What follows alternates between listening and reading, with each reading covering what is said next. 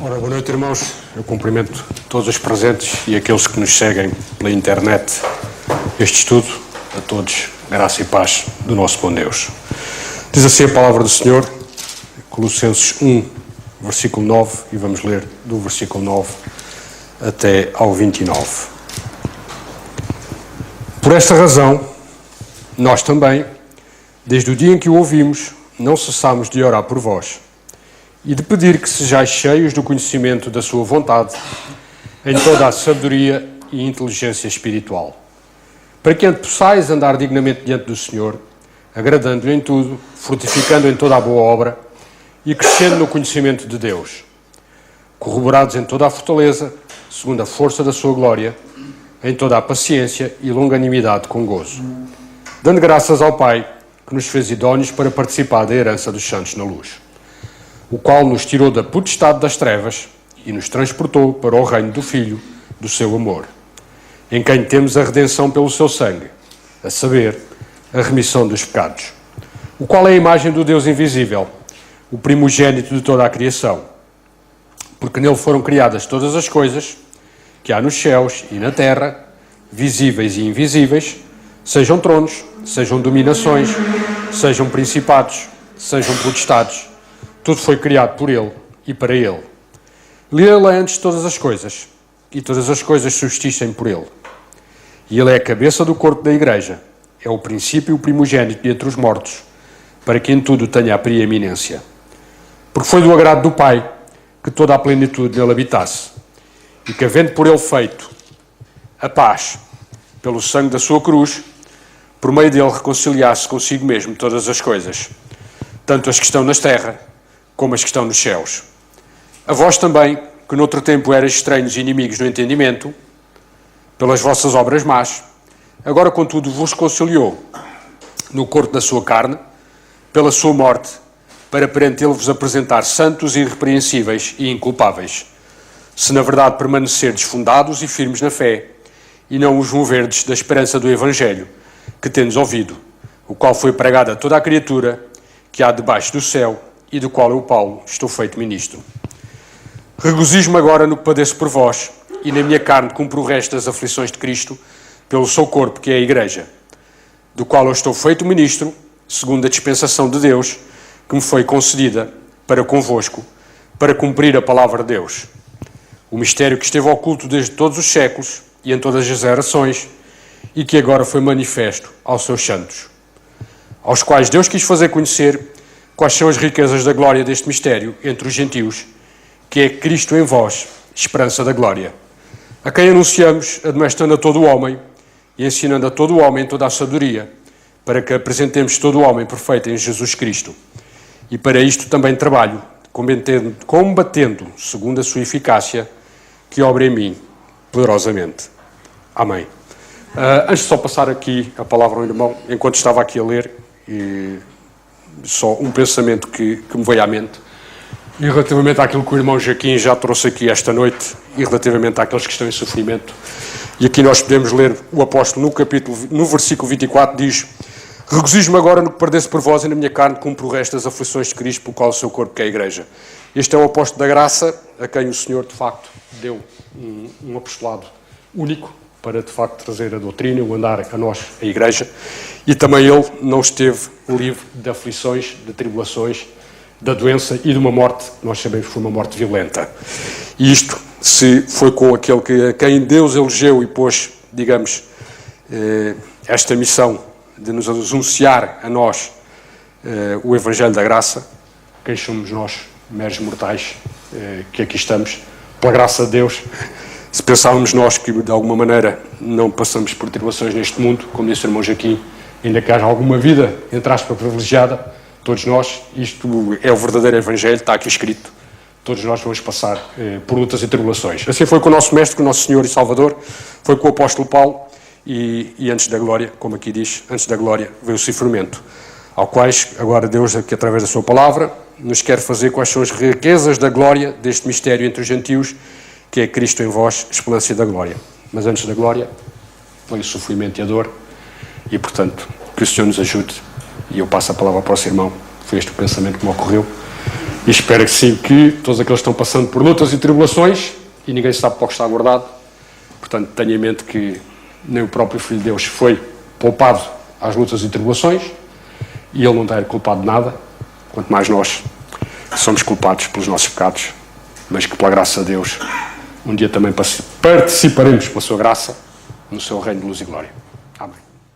Vamos passar então ao nosso irmão Alberto. Desde já um abraço muito forte ao nosso irmão Alberto e que o nosso irmão Alberto e a família estão nas nossas orações, e temos orado também porque a luta não é fácil, mas o Senhor está connosco.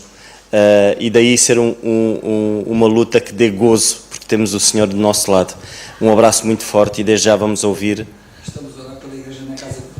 Exatamente, o nosso irmão Carlos está-me aqui a alertar, porque vamos orar e estamos a orar pela igreja que se está a levantar ali na casa do nosso irmão Alberto, e que o Senhor possa cuidar, e um dia, quem sabe, alguns irmãos da igreja em Quinta de Conde estarão lá também para poder participar. Mas vamos passar então a palavra ao nosso irmão Alberto e vamos ouvi-lo. Graças a Deus por mais esse estudo bíblico e por cada irmão que me recebe com carinho. Agradeço ao irmão Carlos pelas orações e pelo incentivo também. Colossenses 1 capítulo, no verso 23, lemos assim: se na verdade permanecerdes fundados e firmados na fé, e não vos moverdes da esperança do Evangelho que tendes ouvido, o qual foi pregado a toda criatura que há debaixo do céu, e do qual eu, Paulo, estou feito ministro.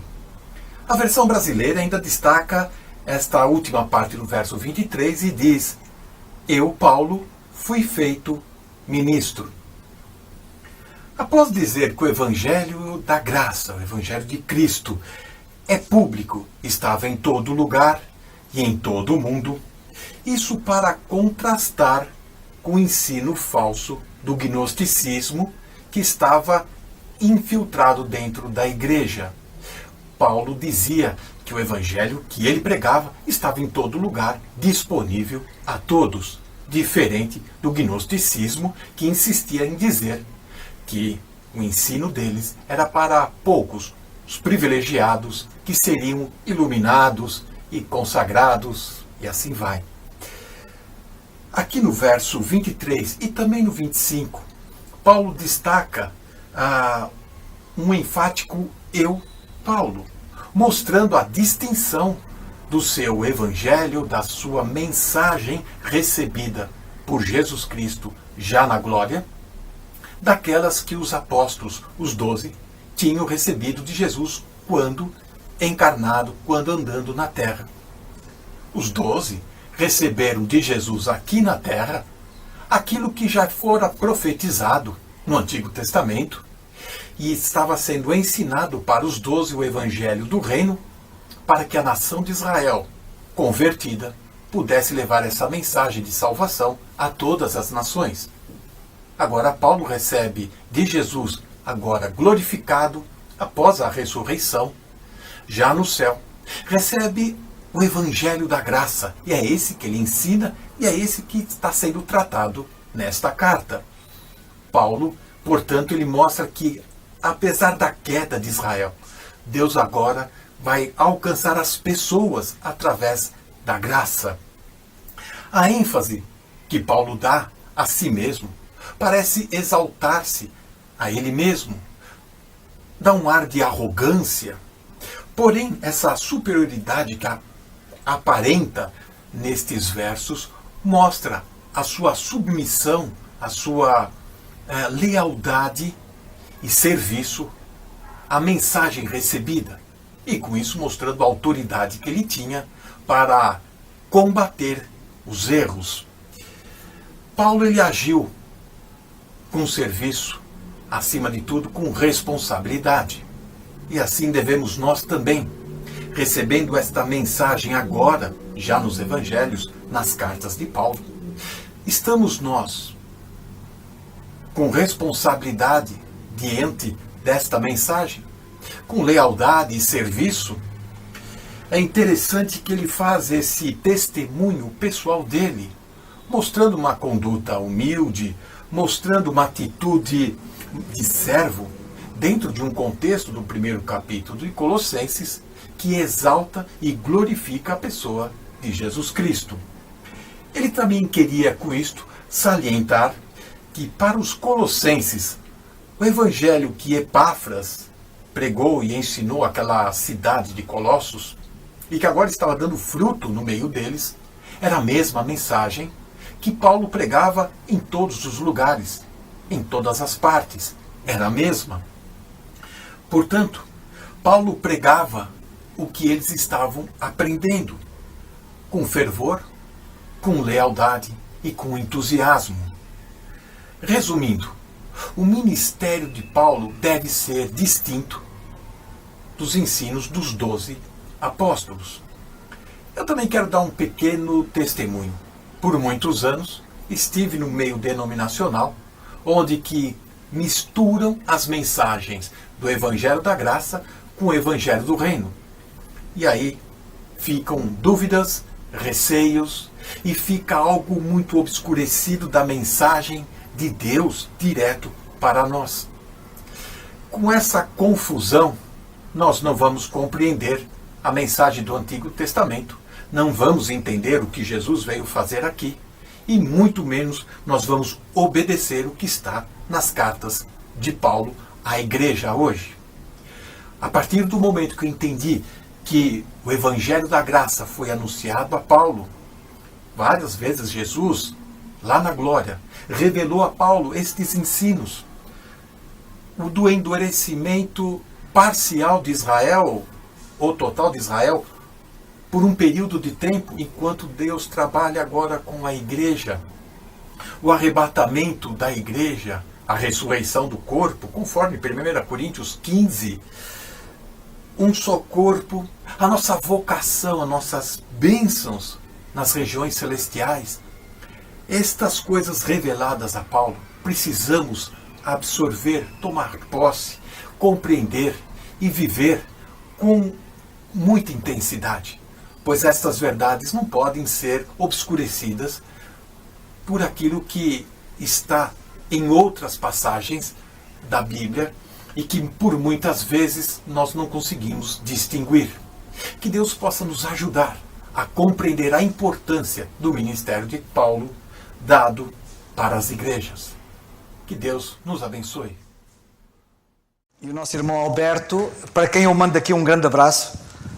Nós já há bocado estivemos a orar e vamos continuar sempre a orar por si e pelos seus e por todos aqueles que o irmão estiver, e eu sei que está a falar da palavra de Deus. Eu gostava de, aqui aos irmãos, porque há bocado não o fiz, mas fazer agora, e comunicar aqui aos irmãos, aqui na igreja, que o irmão Alberto escreveu-me, trocamos algumas palavras, em que ele pergunta como vão todos, como vão todos aqui, e pela graça de Deus estamos na luta, irmão, isto é uma luta sempre até ao fim. E então, a dada altura, na conversa, ele diz, ontem, portanto isto foi no domingo, não é? Comecei uma igreja, entre aspas, ainda embrionária, em casa com a minha família. Sabem que na Bíblia as igrejas começaram nas casas dos crentes. Foi à tarde ou à tarde com uma oração e apresentação da diferença entre o Evangelho do Reino e o Evangelho da Graça. E ele ainda agora falou acerca disso e ele falou lá também acerca disso. Todos ouviram com atenção. Vamos repetir essa reunião agora todos os domingos à tarde. Obrigado por orar e incentivar. E, portanto, é para vocês saberem e para vocês também os incluírem nas vossas orações, nas nossas, porque, de facto, precisamos de orar uns pelos outros e pronto. Isto há muita coisa para dizer acerca do nosso irmão Alberto. Nós estivemos a conversar um bocado aqui e estamos ambos com saudades, não é, de estarmos juntos, e eu espero que rapidamente estejamos juntos em breve para desfrutarmos da graça de Deus, que também é uma graça podermos estar juntos. Ora bem, Eu gostava de referir ainda no versículo 23, antes de entrar no 24, um pensamento que me parece importante. Nós já ouvimos a explicação clara deste versículo 23, inclusivamente o nosso irmão Alberto teve uma brilhante intervenção, e o nosso irmão Daniel, para quem a gente manda um abraço para o Daniel. Daniel, olha que a gente conta contigo, portanto vê lá se dás mais pensamentos, que estamos a precisar de pensamentos teus. E eles tiveram uma brilhante intervenção sobre o versículo 23, foi muito clara a intervenção, foi muito esclarecedora, mas eu gostava de, ainda sobre o versículo 23, referir um pequeno detalhe que pode escapar a alguns e que isso não foi referido. E refiro-me à expressão a fé. O versículo 23 diz: se na verdade permaneceres fundados e firmes na fé e não vos moverdes da esperança do Evangelho que tendes ouvido, o qual foi pregado a toda a criatura que há debaixo do céu e do qual eu, Paulo, estou feito ministro. A expressão a fé.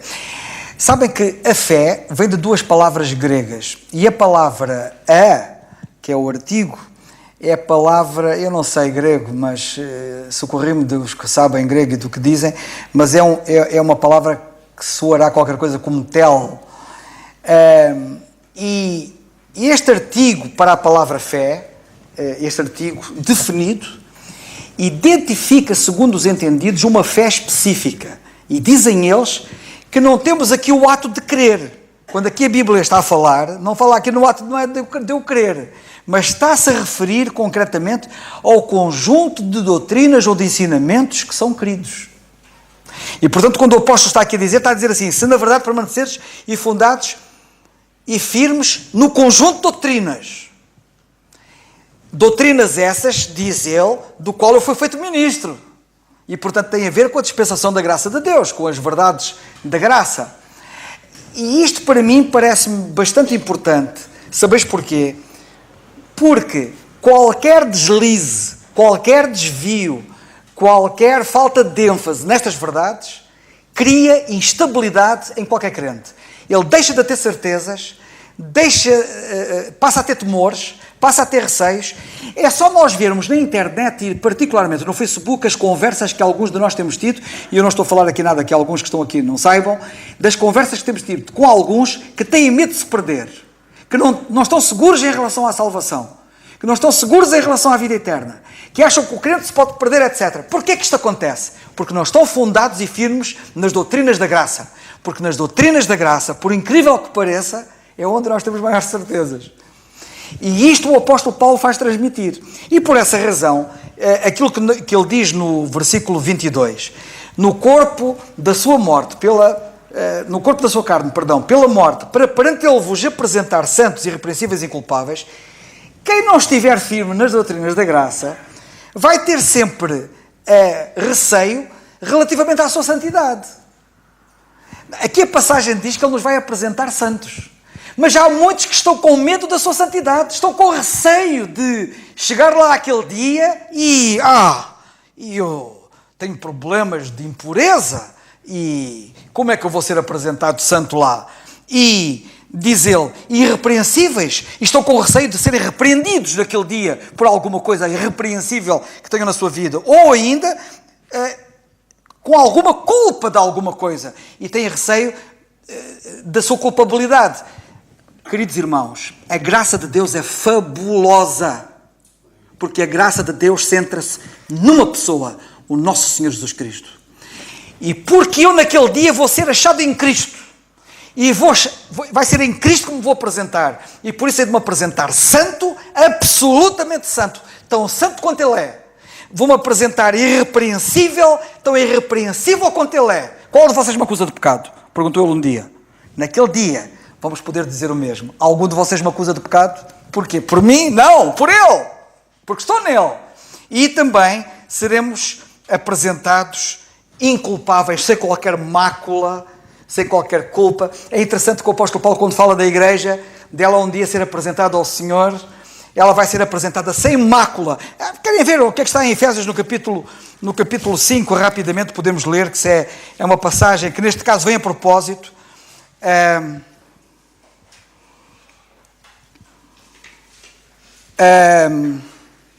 O versículo 25 do capítulo 5 Sabem que ele está a falar de maridos, de mulheres, do papel dos maridos, do papel das mulheres. Depois, às tantas, ele pega no exemplo dos maridos e das mulheres para mostrar a relação que existe entre Cristo e a Igreja. E pega na relação entre Cristo e a Igreja para ensinar os maridos e mulheres. E pega nos maridos e mulheres para nos ensinar acerca do papel de Cristo e da Igreja. E então, aqui no versículo 25, ele diz assim: vós, maridos, amai as vossas mulheres como também Cristo amou a Igreja e assim mesmo se entregou por ela. Para quê? Cristo se entregou por ela, pela Igreja, que somos nós. Para quê? Para nos apresentar, ou para a Igreja apresentar a si mesmo, Igreja gloriosa, sem mancha, sem mácula, irrepreensível, nem ruga, nem coisa semelhante, mas santa e irrepreensível. Não, que nós temos aqui é o que ele vai fazer. Nós vamos ser apresentados assim, por nosso mérito, não, por mérito dele, pela obra que ele fez na cruz do Calvário a nosso favor. Este era um pensamento que eu queria aqui chamar a vossa atenção, porque alguns até podem, inclusivamente, por causa do erro de pensamento deste versículo 23, sobre o qual já muito falamos, podem pensar que está aqui em causa a fé, a confiança, quando não é. O que temos aqui é a fé, corpo, doutrina. E nós não nos podemos mover da fé, corpo, doutrina. Qualquer movimento relativamente à fé, corpo, doutrina é pisar terreno pantanoso. É pôr o pé em terra não firme. É arranjar problemas. Sabem que eu quando era e sou fuzileiro, quando eu estava no curso de fuzileiros, na formação como fuzileiro, um dia fomos descer ali o Sado. São 40 km a descer o Sado desde Grândola até à Foz, até Troia.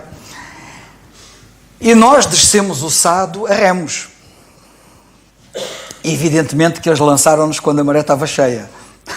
Não, quando a maré estava cheia, sim, penso que sim. Mas fomos a remos. Eu sei que fomos a remos. Exatamente, quando a maré estava cheia. E fomos a remos e chegamos a uma certa altura. Sabem que o estuário do Sado, as águas espalham-se muito no estuário, por uma grande vastidão. E há canais, e há zonas que não são canais, mas quando a maré está cheia, aquilo está cheio de água, mas depois quando a maré vaza, só ficam os canais, etc. Bem, e aquilo foi durante a noite, fomos lançados à noite, e remamos toda a noite, e de manhã, aos primeiros alvores, estávamos nós a chegar ao grande estuário do Sado, quando a maré já estava a baixar, e quando demos por ela, estávamos com o bote assento no lodo. Ou seja, estávamos numa zona já sem água, com o bote assento no lodo, e depois havia a tentação de sair do bote, e era para o lodo, não é? E empurrar o bote, a ver se o bote ia lá para o canal, para um dos canais, para aquilo sair de lá para fora e tal, e não sei o quê. Bem, mas houve logo alguém que disse assim: não, ninguém faz isso. Se nós fizéssemos isso, ficávamos todos cortados. Porque o lodo está cheio de conchas, que são autênticos canivetes. E, portanto, ninguém descalça botas nenhumas, ninguém vai para o lodo, não sei o quê. Não há problema, vamos ficar aqui descansadamente, podemos dormir aqui uma cesta, até que a água volte, e a água levanta o bote, e nós depois prosseguimos a nossa viagem. O que eu quero chamar a vossa atenção é que quem sai das doutrinas da graça entra no lodo, vai se ferir, vai ter problemas, vai se magoar, e é uma chatice. E de maneira que, esta é uma ilustração que me ocorreu agora de momento, mas que ilustra de alguma forma esta verdade. Eu gostava de chamar a vossa atenção para o facto de que a palavra fé é uma palavra que não quer dizer apenas confiarmos na palavra de Deus. A palavra fé tem 3 significados na Bíblia. Já outras vezes temos-lo dito, mas nunca é demais dizer. A palavra fé pode querer dizer confiar, por exemplo, quando a Bíblia diz assim: pela graça sois salvos, por meio da fé. Estamos aqui a falar que é um ato que Deus... é uma dádiva que Deus nos dá imerecida, e nós recebemos-la por meio da fé. Isto é, confiando, crendo. Pela graça sois salvos por meio da fé. Aqui nós temos fé, confiança. Fé, crer naquilo que Deus diz. Fé, nós crermos naquilo que a palavra de Deus diz. Depois temos a fé, que é esta fé, que é a fé conjunto de doutrinas. E depois ainda temos um terceiro elemento que eu não vou falar agora também, nem vou falar do primeiro, mas vou referir apenas este segundo, que é onde nós estamos, que é a fé, dignidade de confiança. E este é o aspecto da fé que menos gente conhece. A maior parte das pessoas só conhece a fé e confiança. Quando vão ouvir falar em fé, pensam que é crer e confiar. Mas temos que ver na Bíblia com o contexto se é isso que está em causa ou não, que é o caso.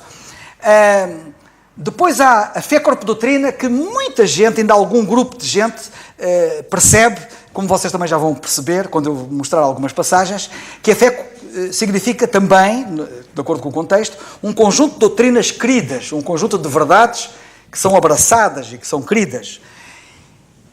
E em terceiro lugar, e esta é a parte da fé que pouca gente conhece, e está na Bíblia, é a fé que significa dignidade de confiança. E o que é que quer dizer fé, dignidade de confiança? Eu podia pegar em dois exemplos, muito rapidamente. Um está na carta aos Tessalonicenses, e o apóstolo Paulo, escrevendo aos Tessalonicenses, por exemplo, chega a uma certa altura e diz assim: a fé não é de todos. E se vocês lerem o contexto, vocês vão perceber o que é que ele está a dizer. O que ele está a querer dizer é que não são todos dignos de confiança. Uma forma dele dizer que não são todos dignos de confiança é ele dizer que a fé não é de todos. Ou seja, fé também significa dignidade de confiança. E se um indivíduo não for digno de confiança, a fé não é de confiar. Compreendem a ideia? Mas significa fé, dignidade de confiança. Eu vou dar um outro exemplo. Um outro exemplo que nós temos na Bíblia é Gálatas 2:20. Em Gálatas 2:20 nós lemos: já estou crucificado com Cristo e vivo não mais eu, mas Cristo vive em mim. E a vida que agora vivo na carne, vivo-a na fé do Filho de Deus. Na dignidade de confiança que Ele merece. A vida que agora vivo na carne, vivo-a na fé do... Notem bem a preposição. Não é a fé no. No é a contração da preposição com o artigo. Não é fé no, mas na fé do. Uma coisa é ter fé em Cristo. Outra coisa é ter a fé de Cristo. Quando a Bíblia fala na fé de Cristo, está a falar da dignidade de confiança que Ele nos merece.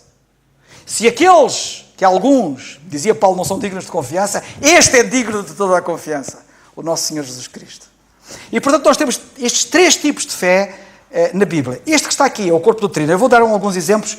Por exemplo, se vocês lerem em Judas, no capítulo 1 e no versículo 3, em Judas 1:3, eu não vou entrar em muitos detalhes acerca disto, vou apenas fazer uma referência breve, mas em Judas, no capítulo 3, cá temos um exemplo claro de um conjunto de verdades que se crê, como sendo a fé. O versículo 3 de Judas diz assim: amados, procurando eu escrever-vos com toda a diligência acerca da salvação comum, tive por necessidade de escrever-vos e exortar-vos a batalhar pela fé. Isto é, a lutar por estas verdades que nós queremos. A lutar pelo corpo de doutrina, a lutar pelo conjunto de verdades que nós acreditamos, que nós queremos, que nós abraçamos. Batalhar pela fé que uma vez foi dada aos santos. Portanto, temos aqui uma fé que é dada aos santos. Um corpo de doutrina, um conjunto de verdades que os santos abraçam e que, portanto, é disto que estamos a falar. Mas nós temos mais passagens, por exemplo, no capítulo 1 e no versículo 23... No capítulo 1 e no versículo 23, o apóstolo Paulo, como vocês sabem, na carta aos Gálatas, está a procurar mostrar a distinção única do seu evangelho que ele prega, está a mostrar a distinção única do seu apostolado, como apóstolo dos gentios, como apóstolo da incircuncisão. E ele começa no capítulo 1 este assunto e vai até ao capítulo 2. Ainda no domingo, em Lisboa, quando nós estávamos a estudar o livro dos Atos dos Apóstolos, houve alguém que, até penso que foi o nosso irmão José Balrado, que falou qualquer coisa sobre ambos os apostolados e o caráter dos apostolados. E o caráter do apostolado dos 12 é diferente do caráter do apostolado de Paulo, em muitos aspectos. Mas um dos aspectos, e foi esse que foi referido, foi o facto do apóstolo Paulo, nós lermos no capítulo 1 da carta aos Gálatas, ele diz, onde é que ele diz isso? Versículo 1, logo. Capítulo 1, versículo 1. Diz ele assim: Paulo, apóstolo, não da parte dos homens, nem por homem algum, mas por Jesus Cristo. Esta carga, este pensamento parentético que ele coloca aqui, esta carga, este peso que ele coloca aqui, dizendo assim, não da parte dos homens. Porquê? Há apóstolos da parte dos homens? Os 12 eram desse tipo. Quando Judas morreu, quem é que escolheu Matias? Não foram os homens? E ele está a dizer exatamente isso para que as pessoas se lembrem e não se esqueçam. Quando Judas morreu e era necessário escolher um outro apóstolo, e eles, os apóstolos, reuniram-se e escolheram, sob a guia do Senhor, naturalmente, mas escolheram, foi da parte dos homens, escolheram Matias. O apóstolo Paulo diz, não, o meu apostolado não é como aquele apostolado. Porque alguns até pensavam que Paulo era um dos 12, como alguns pensam hoje erradamente. Não, eu não fui, o meu apostolado não é da parte dos homens, nem da parte de homem algum, como lemos aqui, não da parte dos homens, nem por homem algum, mas por Jesus Cristo. Foi o Senhor Jesus Cristo diretamente que de glória o constituiu apóstolo, como nós vemos. E depois quando começa ali a falar sobre toda aquilo que ele quer comunicar sobre o seu apostolado, todo o capítulo 1 e o capítulo 2, e que nós já temos referido algumas vezes, ele chega ao fim do capítulo 1 e diz assim, diz ele no versículo 22, e não era conhecido de vista das igrejas da Judeia que estavam em Cristo. Porque ele diz no versículo 21, depois fui para as partes da Síria e da Cilícia e não era conhecido de vista das igrejas da Judeia. Deixa-me dizer assim, ele não era conhecido de vista, era conhecido, era de ouvido. E o que eles ouviam acerca dele não era nada bom, porque ele perseguia os crentes, como vocês sabem. E o versículo 23 diz assim, mas somente tinham ouvido dizer, aquele que já nos perseguiu, anuncia agora a fé. Anuncia o quê? A fé. Então, a fé não é só uma coisa que se crê, a fé é uma coisa que se anuncia.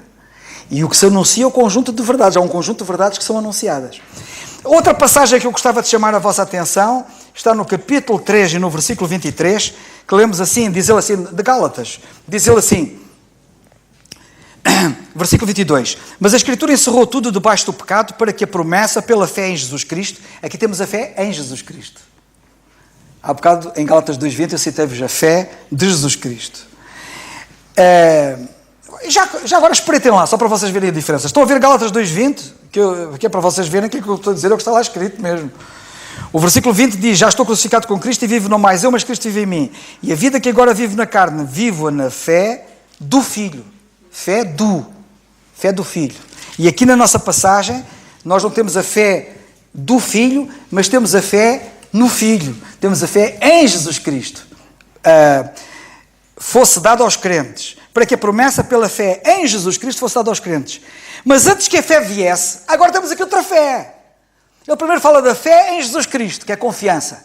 E agora fala da fé, corpo de doutrina. Diz ele assim, mas antes que a fé, e esta fé é o conjunto de verdades que nós abraçamos, é o conjunto de verdades que nós queremos, que constituem as doutrinas da dispensação da graça, diz ele assim, mas antes que o conjunto de doutrinas viesse, este conjunto de doutrinas que nós queremos e que abraçamos viesse, estávamos guardados debaixo da lei. Nós antes estávamos debaixo da lei, mas agora veio um conjunto de verdades, que é a fé, que é chamado a fé. Portanto, gostava de chamar a vossa atenção neste sentido. Quando Paulo escreve a Tito, por exemplo, no capítulo 1 e no versículo 13, que nós também podemos ler e devemos ler, em Tito 1:13, o apóstolo diz assim,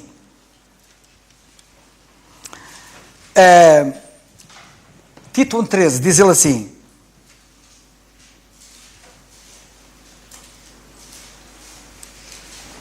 é importante que vocês, para perceberem isto, têm que ler o contexto.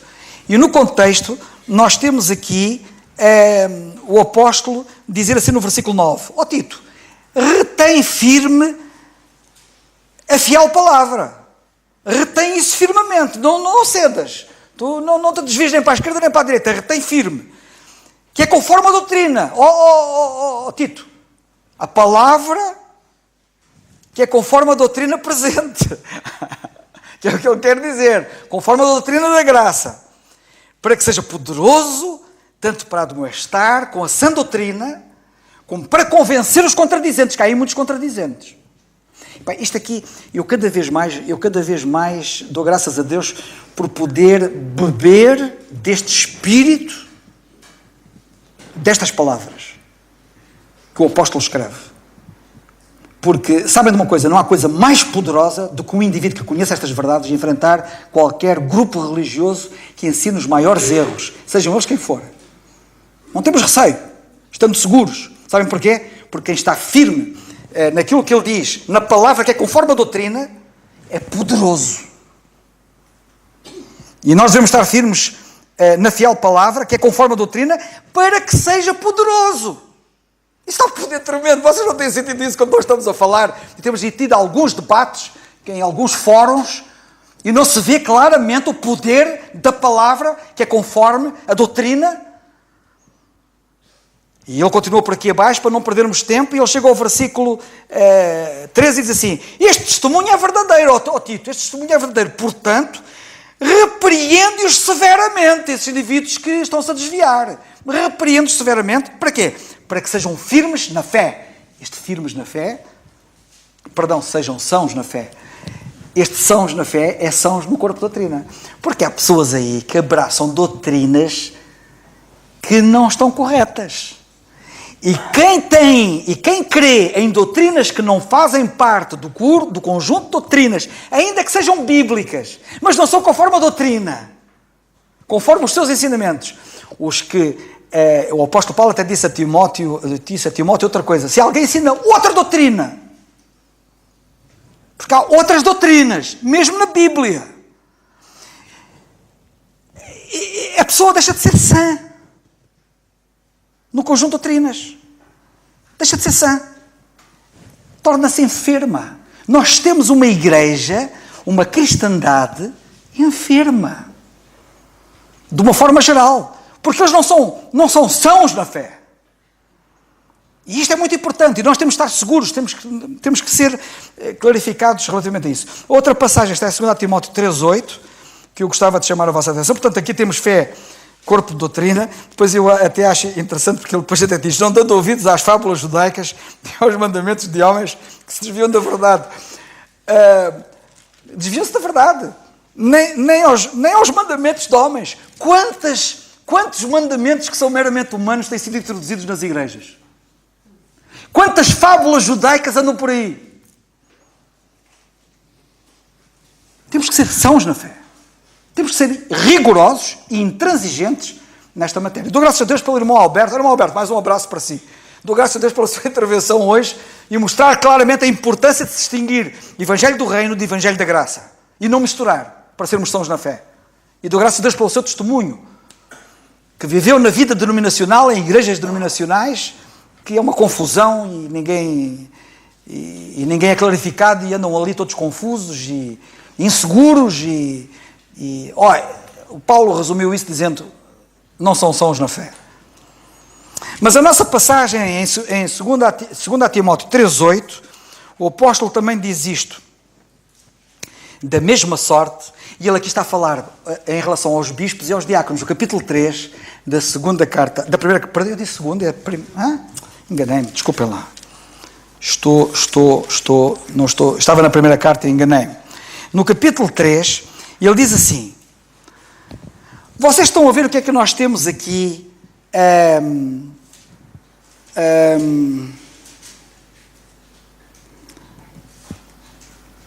No versículo 7, ele fala aqui de indivíduos que aprendem sempre e nunca podem chegar ao conhecimento da verdade.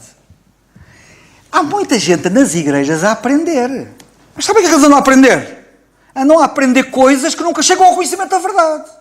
Da presente verdade, entenda-se. Há coisas que são bíblicas, mas não são a presente verdade. Dar o dízimo, por exemplo. A doutrina do dízimo. Muitos andam a aprender a doutrina do dízimo, mas nunca vão chegar ao conhecimento da verdade. Porque a verdade financeira, para a presente verdade, para a dispensação da graça, não é o dízimo. Isso é uma prática judaica completamente, já temos referido isso outras ocasiões, mas nunca é demais e temos que referir isto por diversas vezes. E quem diz isso, diz outras práticas, como o dom de línguas, como a imposição das mãos, como o querer curar enfermos, dizendo em nome de Jesus Cristo estás curado, e depois nós vermos que não está nada curado, e a falar em línguas que não são línguas nenhumas, é linguarejo, não é línguas, dom de línguas, não é falar uma língua conhecida para que alguém que entenda essa língua possa perceber. Eles linguarejar sem eles próprios perceberem o que é que estão a dizer. Isso não é nada. E isto tem que ser dito. Porque é disto que ele está aqui a falar. Indivíduos que aprendem sempre e nunca podem chegar ao conhecimento da verdade. E como Janes e Jambres, e depois da por cima fazem outra coisa. São indivíduos que resistem. Quando nós lhes apresentamos a verdade, ainda têm a ousadia de resistir à verdade. Porque apresentamos-lhes a verdade como ela é, a presente verdade, e ainda querem resistir. Mas isto não é novo. E não foi só no tempo de Paulo que isto aconteceu, nem de Timóteo. Já no tempo de Moisés aconteceu mesmo esta mesma reação da parte de muitos. Como Janes e Jambres, que resistiram a Moisés. Assim também estes resistem à verdade, sendo homens corruptos de entendimento corrompido. Eu às vezes até me pasmo como é que nós explicamos com tanta clareza as verdades da palavra de Deus, da dispensação da graça de Deus para os dias de hoje. Parece que estou a falar para uma parede. Eu às vezes chego à conclusão de para alguns indivíduos parece que estou a falar para uma parede. São calhaus autênticos. Desculpem, eu digo isto com todo o respeito, naturalmente, mas é o termo, parece que estamos a falar para uma parede, estamos a falar para uma pedra, estamos a falar não para um ser vivo, que tem inteligência. E o apóstolo tinha o mesmo sentimento. Indivíduos que são corruptos de entendimento. E réprobos quanto à fé, corpo de doutrina. Réprobos quer dizer reprovados. No corpo de doutrina que eles abraçam, estão completamente reprovados. Porque abraçam coisas erradas, coisas que não têm a ver com a presente dispensação da graça de Deus. Isto temos que ser firmes. E Paulo não brincava em serviço. E teve este cuidado com Timóteo, e teve este cuidado com Tito. Reparem bem, 2 indivíduos com um dom de pastor. Timóteo era um dos pastores da igreja em Éfeso. E Tito foi enviado, como vocês veem, à ilha de Creta, para ajudar aqueles irmãos. E as cartas são cartas pastorais, são cartas que dão conselhos aos que têm o dom de pastor para saberem como devem agir e como devem proceder nas igrejas locais. Bem, e portanto eu queria dizer isto, e se calhar a nossa hora está passada. Olha, o resto do versículo a seguir fica para depois. Fico por aqui e já estamos bem. Pensava entrar ainda no versículo a seguir, mas fica para a semana, se Deus quiser. Não, vamos terminar e mais uma vez darmos graças ao nosso Deus pelo estudo da palavra. E de facto é para a segurança nossa estarmos firmes nestas verdades dispensacionais, e esta presente verdade dá-nos a firmeza. E o nosso irmão Alberto, quando ele falava na confusão que é quando se mistura uma coisa com outra e depois não há entendimento, e depois o que é que acontece? Vivemos um cristianismo na superfície só, porque como não entendemos e fazemos esta mistura, depois não conseguimos arranjar respostas para perguntas que são básicas. E estando firmes, o Senhor mostra-nos e dá-nos a resposta. Que o Senhor nos ajude. E estes estudos é para isto mesmo. E graças a Deus, porque o Senhor tem levantado os seus filhos e temos... Diz, Miguel? Uma coisa muito rápida. Força, vem cá acima então.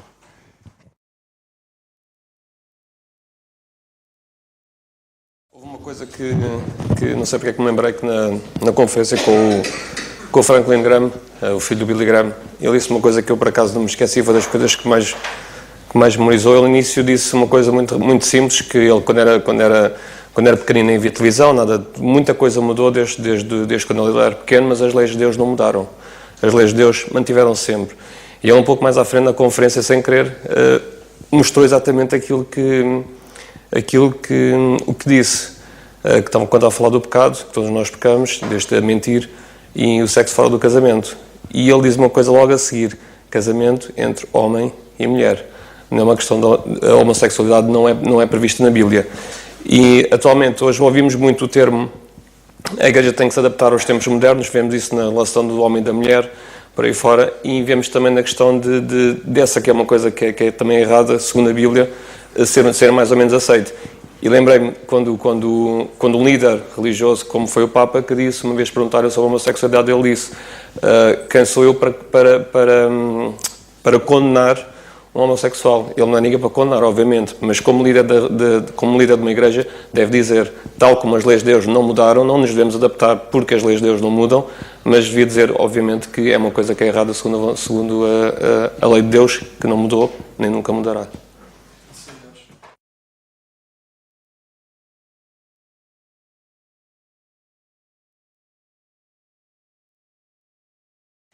É muito bom quando nós entendemos a palavra de Deus verdadeiramente e que o Senhor nos ajude para podermos usá-la poderosamente. Vamos ficar de pé, irmãos, vamos terminar com a oração.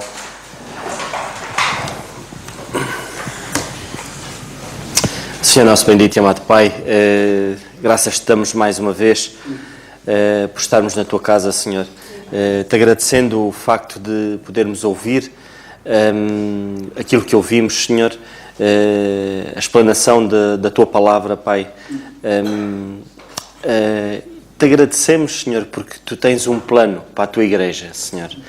Te agradecemos porque não vivemos meramente confundidos como deveríamos andar, se deveríamos andar segundo aquilo que os discípulos anunciavam, ou segundo aquilo que Paulo anuncia. Nós temos certezas, Senhor, de que, de facto, Tu tens um plano para a Tua Igreja, Corpo de Cristo, dado ao apóstolo Paulo, Senhor, somente a Ele, revelado a Ele, algo que esteve oculto, Senhor, e que foi revelado para que hoje nós pudéssemos ter essa graça de podermos viver na plenitude, Senhor, sabendo quais são aquilo que Tu nos reservas nas hostes celestiais, Senhor. Obrigado mais uma vez, Senhor, por estas certezas. Te agradecemos mais uma vez pelos Teus filhos que se dedicam ao estudo da Tua palavra e te rogamos em especial pelo nosso irmão Alberto, que Tu cuides dele, dá-lhe forças, dá-lhe ânimo, Senhor, agora nesta nova batalha, Senhor. E obrigado, Senhor, porque é bom quando nós vemos filhos Teus, Senhor, começarem da maneira correta, Senhor. E a maneira exata é precisamente esta, Senhor, anunciar a Tua palavra no seu próprio lar, Pai. E que Tu possas conduzir outras almas ali a ouvir a Tua palavra e para que o corpo cresça ali também, Senhor. Te agradecemos mais uma vez por filhos Teus também que anunciam-na, como o Cristóvão, Eloy, Senhor. Ó Pai, cuida deles lá em Angola também e ajuda-os, Senhor. E mais uma vez Te agradecemos por aquilo que ouvimos esta noite, Senhor. Ajuda-nos agora a ir para os nossos lares, Senhor, e meditarmos naquilo que ouvimos, Senhor. Mais uma vez Te agradecemos, Te rogando por cada filho Teu aqui, no nome do Teu Filho, o nosso Senhor Jesus Cristo. Amém. O culto está terminado. Só um minuto, então. Não, senta. Podes gravar, se faz favor. Que é uma adenda muito importante. Lembram-se há bocado eu estar a pensar que estava a ler a primeira carta a Timóteo? Porque eu também sabia que na primeira carta a Timóteo temos ali uma preciosidade. Esta preciosidade é muito importante e muito reveladora. 1 Timóteo capítulo 3, quando o apóstolo está a falar aos bispos, as características dos bispos, ou presbíteros, ou pastores, ou anciãos, como lhes queiram chamar, quando ele está a falar das características de um bispo, e ele a seguir fala das características de um diácono. E sabem que os próprios diáconos, exige-se deles grande compreensão das verdades doutrinais. Olhem o que é que ele diz aqui. Diz ele assim, versículo 8. Da mesma sorte, depois de falar dos bispos, ele diz assim, capítulo 3, versículo 8, 1 Timóteo. Da mesma sorte os diáconos sejam honestos, não de língua dobre, não dados a muito vinho, não cobiçosos de torpe ganância. É curioso, já agora só um pequeno pormenor. A preocupação dele, antes de dizer assim aos diáconos, olha, vocês doutrinalmente têm que ser fortes, ele primeiro diz assim, antes de mais, vocês têm que ser um exemplo. Moralmente, na vossa conduta. E isto aplica-se a todos. Antes de nós podermos ensinar os outros, nós próprios temos de estar ensinados. E ele diz assim, reparem bem o que é que ele diz. Ele diz assim, da mesma sorte os diáconos sejam isto, não é? Depois diz assim no versículo 9, só depois é que ele diz assim, guardando o mistério da fé. Esta fé é corpo de doutrina. E é a fé, corpo de doutrina, que era um segredo. Que era um mistério. E ele chama-lhe o mistério, é o mistério da fé. É o corpo de doutrina que era um segredo. Este corpo de doutrina não estava revelado antes. É escusado vocês irem encontrar ensinos para a igreja, diretos para a igreja, no livro de Gênesis, ou no livro de Êxodo, ou no livro de Levítico, ou Números, ou Deuteronômio, por aí fora, até às epístolas de Paulo. É escusado. Não estou a dizer com isto que toda a Bíblia não é inspirada. Não estou a dizer com isto que não é toda para nós.